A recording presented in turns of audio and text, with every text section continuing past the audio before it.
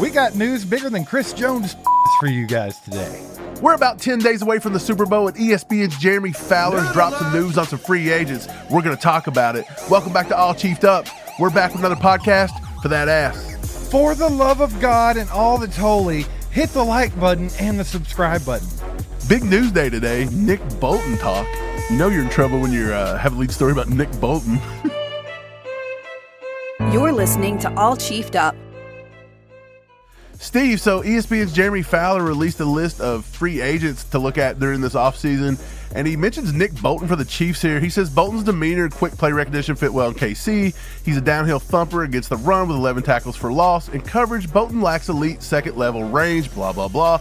But he says Fowler's latest, the Chiefs and Bolton are expected to discuss a potential extension after this season, but the team has many players to pay and might not prioritize linebacker. Bolton is a Steve Spags favorite and one of the leaders of this defense.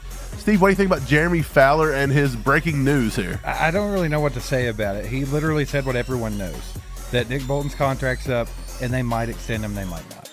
That's all he's really saying here. Mike, it's the Super Bowl. The Super Bowl's coming up in a week and a half, and this is what we're putting out there as news. This is what's going on right now. Everybody's got to get more horned, dude. This is not acceptable.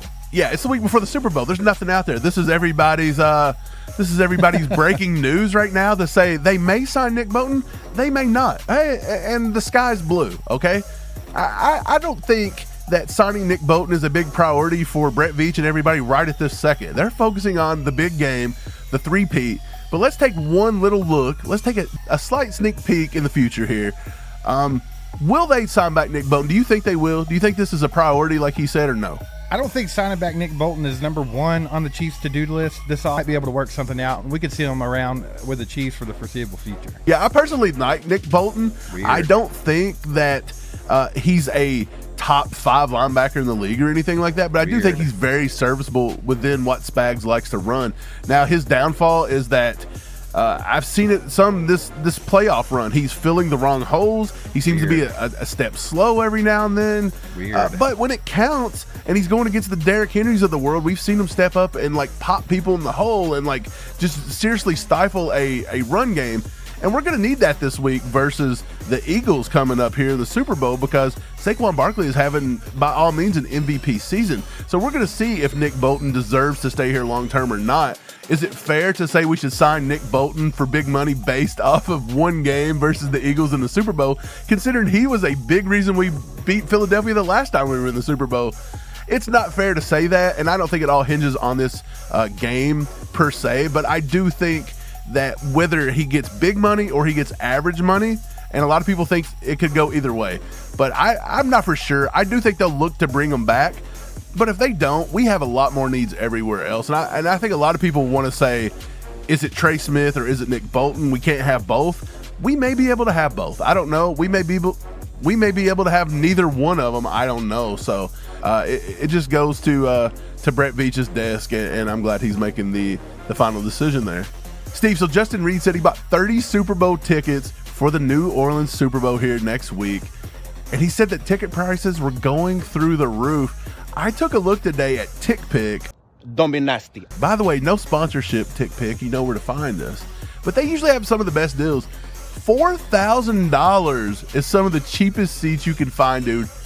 That is outrageous. Would you ever pay $4,000 to go watch the Super Bowl? The Super Bowl is not for the average person. It's not for the average fan. It's a glamorous show for the celebrities and all the rich people in the world. We're not going to go to the Super Bowl. Who's going to pay that? I'm not paying that. I'm not paying $4,000, and that's on the cheap side. I'm not paying that to watch a football game.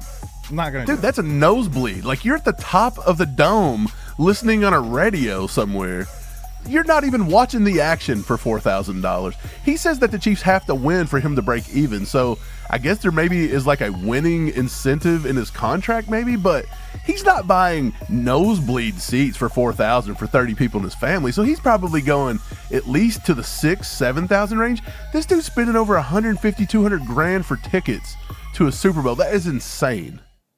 All Chiefed Up is proud to announce that we've teamed up with one of the most recognizable names in crypto and the world, Crypto.com. And today we're featuring an exciting new rollout from Crypto.com called Crypto Sports. With Crypto.com Sports, you're now able to have the opportunity to turn your predictions into profit with their sports event trading, which is now available across the entirety of the United States. They're also offering a $100 payment for each correct event contract that you own. And all you have to do is make a simple yes or no decision, making it a seamless and user-friendly experience. It's currently live on Crypto.com's app and website. With this, Crypto.com has made it simple for you. Just simply click yes or no depending on who you think wins the game. And then you can sit back, relax, and just watch. It's so simple and easy that anyone can do it, and that's why we think Crypto.com hit a home run.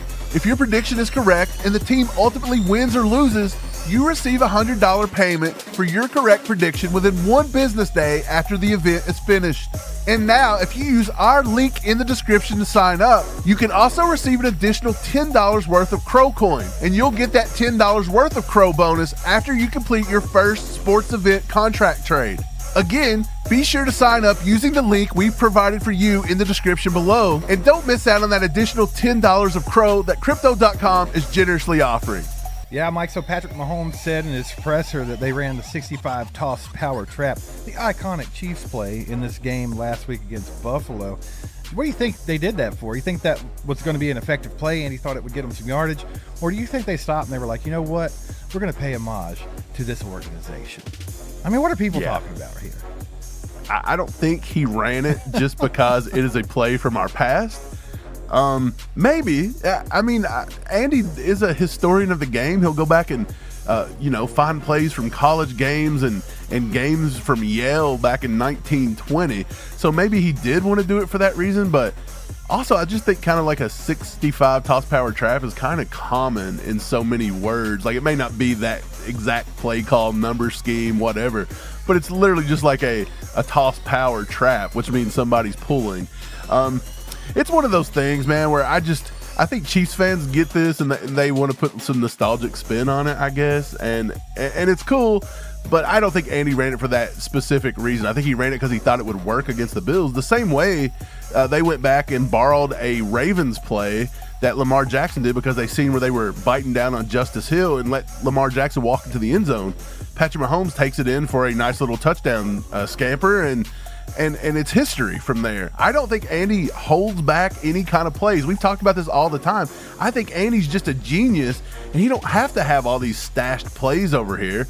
I think he can literally create these things within a week before the game or a couple days before a game, and he's got certain plays for certain schemes and certain teams, and it's like, well, you're not going to pull that out versus Carolina Panthers in week 10 or 12 or whatever, but you may need it versus the Bills, in the AFC Championship game, and that's the difference. It wasn't he was holding it out just specifically for the Bills. He was holding it out for a good matchup. I don't know if he was holding it out for anything. I'd be interested to see when they ran that play during the game. I'd have to go back and watch it and find it. But it'd be hilarious if it was a very integral part of the game. It was very close to the end. And the winner of this AFC Championship game gets to go to the Super Bowl. And instead of just running whatever plays, Andy was like, you know what? We got to pay homage to this organization. 65 toss power I don't trap. care what's going to work. It doesn't matter. We're running the 65 toss power trap right now because we are going to pay our respect. We're the Chiefs. This is 65 toss power trap. Mike Travis Kelce also said on New Heights the other day that he don't give an F about a GD record. I won a Super Bowl this year when they were talking about the three-peat. ESPN posted that on their X today with a little nice graphic. What do you think about that? Does that make any sense to you? I think he does care about the record if he wants the Super Bowl that bad this year because it goes hand in hand. Yeah, what record's he talking about? Getting a three-peat, the first team to three-peat, Mike. Oh, so he just wants... So he don't care about being the first team to three-peat. He just wants to win another Super Bowl. I call BS on that. I think he wants the three-peat just as much as he just wants another Super Bowl.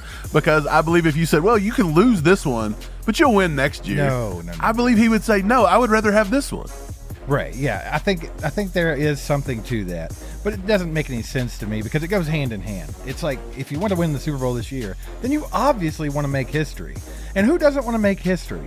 You can go down in the history books as the first team to three-peat in the Super Bowl era.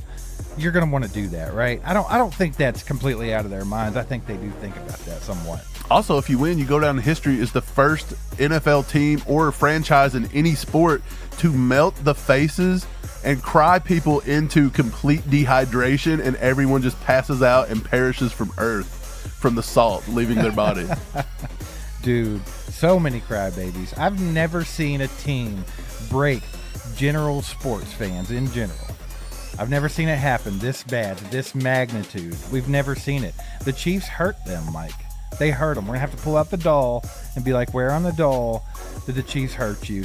Show us. Let's go. Because these people are out of their minds. I've never seen anything like it. It doesn't even stop at the fans. It runs into players, coaches, TV analysts, ex-players. Everything is just talking. They're even asking Andy Reid if he thinks he gets calls, and he's having to defend himself. I never once seen this happen to Belichick or Brady. I think it's disrespectful. I think the entire world has just gone the way of soft, complete and I'm tired of it, and I hope the Chiefs just continue to break them. That's going to wrap things up. Thanks for, what are we doing now? Forgot. Sharing stuff. Yeah, let's do that. And that's going to wrap things up. If you're one of the 5% of people that can actually make it to the end of a 5-minute video because you don't have the attention span of a goldfish, do us a favor, put a comment down in the bottom and share this with a friend, and we'll see you next time. Go Chiefs. If you're watching this channel for the content value and the production, I don't know what you're doing. We're degenerate pieces of shit. You shouldn't be watching for that.